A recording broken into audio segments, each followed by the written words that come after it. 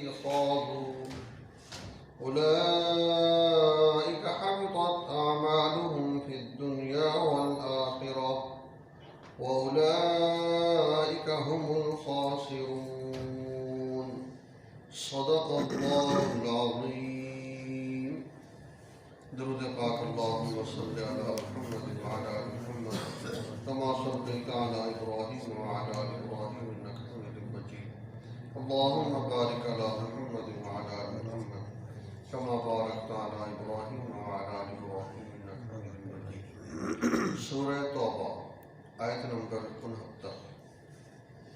پچھلی آیات مبارکہ میں اللہ پاک نے منافق مردوں اور منافق عورتوں کا اخروی انجام بیان فرمایا. آخرت میں ان کو نار جہنم خالدین فیہا ہی حسبہم، کہ جو توبہ نہیں کرتے، نفاق کی حالت میں مر جاتے ہیں، ان کو جہنم میں ڈالا جائے گا اور وہ آگ ان کے لیے کافی ہوگی. یہاں فرما رہے ہیں اللہ پاک کہ یہ صرف ان کے ساتھ نہیں ہوا، ان سے پہلے بھی لوگ گزرے، وہی بڑے بڑے منافق تھے، تو ان کے ساتھ بھی ایسا ہی معاملہ ہوا. ارشاد فرمایا کالذین من قبلکم، اے منافقوں تمہاری حالت ان لوگوں کی طرح ہے جو تم سے پہلے گزرے. کانوا اشد منکم قوہ، وہ لوگ طاقت میں قوت میں تم سے زیادہ تھے، اس کے باوجود ان کی پکڑ ہو گئی. انسان سمجھتا ہے میں بہت بڑا طاقتور ہوں، میرے پاس اسلحہ ہے، عہدہ ہے اور اختیارات ہیں. فرمایا وہ تم سے پہلے جو لوگ تھے وہ قد کاٹ میں تم سے بڑے تھے، جسمانی طاقت میں تم سے زیادہ تھے. یہاں تک لکھا ہے کہ اتنی طاقت تھی کہ پتھر ہاتھ میں پکڑ کر ایسے اس کو دباتے تو ریزہ ریزہ ہو جاتا. یعنی یہ ان کی طاقت کا حال تھا. اور نعرے مارتے تھے من اشد منا قوہ، ہم سے بڑا طاقتور کون ہے. اتنا ان کو اپنے طاقت پہ ناز تھا. لیکن اس کے باوجود جب اللہ کی پکڑ آئی، گرفت آئی، کچھ بھی نہیں کر سکے. اللہ پاک فرماتے ہیں کانوا اشد منکم قوہ، وہ لوگ قوت اور طاقت میں تم سے زیادہ تھے. واکثر اموالا، مال و دولت میں بھی تم سے زیادہ تھے. آج بندے کے پاس گاڑی بڑی آ جائے، بنگلہ بڑا بن جائے اور فیکٹری لگ جائے، مل لگ جائے، بس میں پتہ نہیں کہاں پہنچ گئے. اللہ کہہ رہا ہے واکثر اموالا، وہ لوگ مال و دولت میں بھی تم سے زیادہ تھے. واولادا، اولاد میں بھی تم سے زیادہ تھے. اولاد بھی انسان کے لیے ایک نشے کا ذریعہ ہوتا ہے. 12-3-4 بچے ساتھ ہوں، نوجوان، تو بندہ سوچتا تو ہے کہ میری اولاد میرے ساتھ کھڑی ہے. پھر اگر تو وہ اس فرما بردار بن کے رہے تو بسم اللہ، اور اگر اسی نشے میں وہ نافرمانی کی طرف چلا جائے تو تباہ ہو جائے. تو اللہ کہتے ہیں کہ قوت میں، مال و دولت میں، اولاد میں وہ لوگ تم سے زیادہ تھے، اس کے باوجود اللہ کی طرف سے ان کی پکڑا، ان کی منافقت کی وجہ سے، نفاق کی وجہ سے. لہذا تم ایسے کام نہ کرو، سچے دل سے توبہ کرو، منافقت چھوڑ دو. فاستمتعوا بخلاقہم فاستمتعتم بخلاقکم، انہوں نے نفع اٹھایا اپنے حصے کے مطابق، اب تم نفع اٹھا رہے ہو اپنے حصے کے مطابق. دنیا میں آئے، مکانات بنائے اور رہتے رہے، جو دل میں چاہا کرتے رہے، آخر کار چلے گئے. اب تم یہاں رہ رہے ہو، تم اپنی مرضی کر رہے ہو. بڑے بڑے لوگ جو ہیں وہ ایک مکان پہ کئی سال لگاتے ہیں، جو بنگلے بنتے ہیں کئی سال لگ جاتے ہیں، ان کا ڈیزائن ہی نہیں پوری ہوتی. اب رہنا یہاں کس نے ہی نہیں پتا کس نے رہنا ہے، لیکن بندہ بنا رہا ہے. تو فرمایا وہ اپنے حصے کے مطابق نفع اٹھا کے، تم اپنے حصے کا نفع اٹھا رہے. لکھا ہے کہ حضرت موسیٰ علیہ السلام اور حضرت ہارون علیہ السلام ان کے دور میں قارون تھا، 20 بار میں اس کا واقعہ آتا ہے، اتنا بڑا مالدار، ان مفاتحہ لتنوء بالعصبۃ اولي القوہ، اس کے خزانے کی جو چابیاں تھیں، چابیاں، ان چابیوں کی وجہ سے ایک طاقتور جماعت تھک جاتی تھی اٹھا اٹھا کے۔ اب چابیاں نہ کتنی کی ہوتی ہیں، تو کتنے وہ چابیاں ہوں گی، کتنے تالے ہوں گے، کتنے خزانے ہوں گے، لیکن وہ تھا بہت بڑا منافق، کلمہ ہی پڑھتا تھا، نمازیں بھی پڑھتا تھا، اور پھر اس کو جب حد سے گزر گیا، اس ظالم نے کیا کیا؟ انسان پہ جب نشے میں آتا ہے نا، دولت کے نشے میں، عہدے کے نشے میں، پھر نہیں پرواہ کرتا، مجھے کوئی کچھ کہہ سکتا ہے؟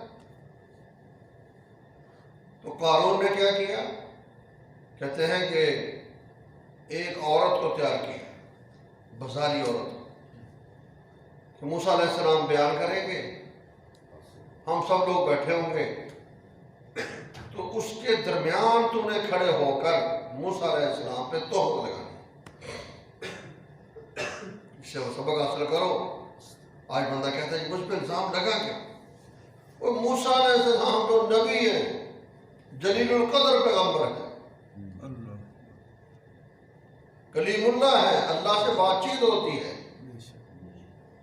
میرے جیسے آپ جیسے لاکھوں ہو جائے تب بھی ان کا مقابلہ نہیں، کروڑوں ہو جائے تب بھی نہیں، وہ نبی ہے، پیغمبر ہے۔ کہتے ہیں جی موسیٰ علیہ السلام نے بیان شروع کیا، کسی جیسے اجتماع ہوتا ہے، درمیان میں عورت کھڑی ہو گئی، بازاری عورت، اور ساتھ اس بے ایمان نے کھڑے ہو کے الزام لگا دیا، آپ لوگ اس کی بات سن رہے ہو، اس نے میرے ساتھ یہ کچھ کیا ہے۔ اب آپ دیکھو ایک مجمع پڑا ہوا ہو، بڑا مجمع ہو، اور اس میں ایک عورت کھڑی ہو کے اس طرح کی بات کریں، جو ان کے مخلص بندے تھے انہوں نے آگے بکواس کر رہی ہے، لیکن جو پورے سنے تھے بیچارے یا جو منافق تھے انہیں کہنا شروع کیا انسان ہے، کھاتا پیتا ہے، ہو سکتا ہے ریاض باللہ معذرت ایسا ہو گیا۔ موسیٰ علیہ السلام پریشان ہو گئے۔ اب اس سے پتہ چلا کہ دیکھو نا، پریشان اور خوشی یہ انسان کی طبیعت ہے۔ اور کیا کیا؟ سجدے میں پڑ گئے، یا اللہ تیرے سامنے حالات ہیں، یہ تو مجھے جلیل کرنا چاہتا ہے، میری مدد فرما، حالات تیرے سامنے۔ یعنی موسیٰ علیہ السلام جیسا نبی بھی مدد کس سے مانگ رہا ہے؟ اللہ سے۔ بولو اللہ سے۔ سب دے دیا، میں مدد کرنے والا کون ہے؟ اللہ۔ دعا مانگ رہے، یا اللہ مدد، یا اللہ کرم، میں کہاں پھنس گیا؟ کہتے ہیں میں دعا کر کے بھی ہٹے بھی نہیں تھے، وہی عورت دوبارہ کھڑی ہوئی اور دوبارہ کھڑی ہو کہتی ہے کہ مجھے معاف کر دو، میں نے غلطی کی ہے، جھوٹ بولا ہے، اس بندے نے مجھے کچھ بھی نہیں کہا، یہ میں نہیں بول رہی تھی، ساتھ تھیلی پڑی ہوئی تھی 10,000 درہم دینار کی، یہ قارون کی تھیلی ہے جو مجھے اس نے انعام دیا تھا اس بات کرنے کا، اس وجہ سے میں نے یہ لفظ بولے تھے، مجھے معاف کر دو۔ سارا مجمع مطمئن ہو۔ پھر اس قارون پہ عذاب آیا، کہتا اس کا بہت بڑا بنگلہ تھا، اور بنگلے میں آپ لوگ کو پتا کہ نہیں پتا، ڈیفینس میں جاؤ، ہر فوجی کے بنگلے میں جو بڑے بڑے افسران ہیں، جنرل میجر، ان کے بنگلے کے اندر چھوٹے چھوٹے گھر بڑے ہوتے ہیں، یہ نوکروں کے، یعنی بڑا اس کا اپنا ہے، باقی پیچھے 2 3 4 اس کے نوکروں کے بنے ہیں۔ قرآن کہتے ہیں جب اس نے یہاں تک چلا گیا قارون، فَخَسَفْنَا بِهِ وَبِدَارِهِ الْأَرْضِ، پھر ہم نے قارون کو اور اس کے بنگلے کو سب کو زمین میں دنسا کے رکھ دیا، اور جا رہا ہے زمین کے اندر۔ تو اللہ کہتا ہے کہ باز آ جاؤ منافقت سے، ورنہ تم سے بڑے بڑے تھے، ان کا حال برا ہوا، تم کیا ٹھیک۔ فَاسْتَمْتَعُوا بِخَلَاقِهِمْ فَاسْتَمْتَعْتُمْ بِخَلَاقِكُمْ، انہوں نے اپنے حصے کا نفع اٹھایا، تم اپنے حصے کا نفع اٹھا رہے۔ كَمَا اسْتَمْتَعَ الَّذِينَ مِنْ قَبْلِكُمْ بِخَلَاقِهِمْ، جیسے وہ لوگ نفع اٹھا چکے ہیں جو تم سے پہلے تھے اپنے حصے کا.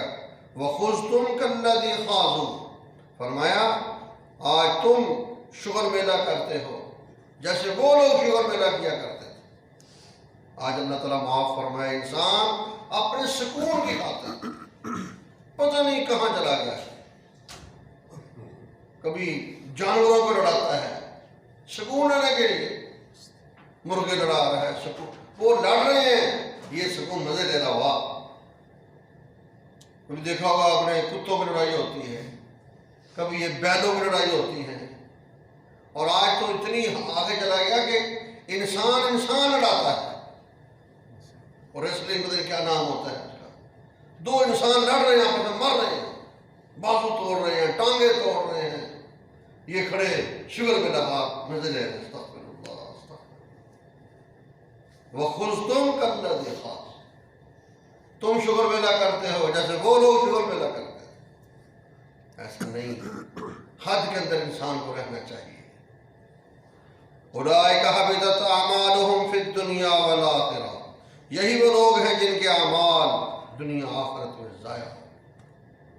کافر بھی نیک عمل کرتا ہے، سڑک بنا دی، سڑک پہ مسافر خانہ بنا دیا، وہاں نلکا لگا دیا، یا کوئی غریب دیکھا غریب کا بھلا کر دیا، یا جیسے آج کے دور میں سکول بنا دیا، NGO سکول بناتے ہیں، بچوں کو کتابیں فری دے دی، تعلیم کا نظام فری کر دیا، یہ سب نیکیاں ہیں.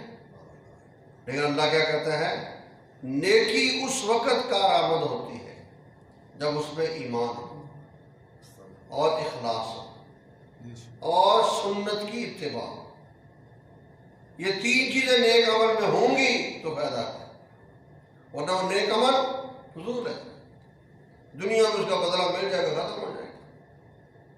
آخرت تک نیک عمل کو لے جانے کے لیے سب سے پہلی بات ایمان، پھر اس کے بعد اخلاص، پھر سنت کی اتباع سنت. تو ان کے نیک اعمال ضائع. اولئک حبطت اعمالهم فی الدنیا والآخرہ، یہی وہ لوگ ہیں جن کے اعمال ضائع ہو گئے دنیا اور آخرت میں. وَأُولَئِكَ هُمُ الْخَاسِرُونَ، اور یہی لوگ ہیں جو نقصان اٹھانے والے ہیں، یعنی ان کو کچھ بھی فائدہ نہیں ہو.